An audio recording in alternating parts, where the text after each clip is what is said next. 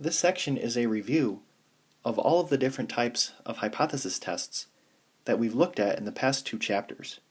So here are the hypothesis tests, these are the calculator commands, and these are the corresponding confidence intervals that we can use to check our work. For the following questions, I want to quickly show how we can tell which hypothesis test we should use. For the final answers, you can check out the solutions online. Question 1 is talking about one mean, and it does not provide the population standard deviation. So we would use a t-test. Question 2 is talking about two means, and it does not provide the population standard deviation. So we would use a two-sample t-test. Question 3 is talking about a single proportion.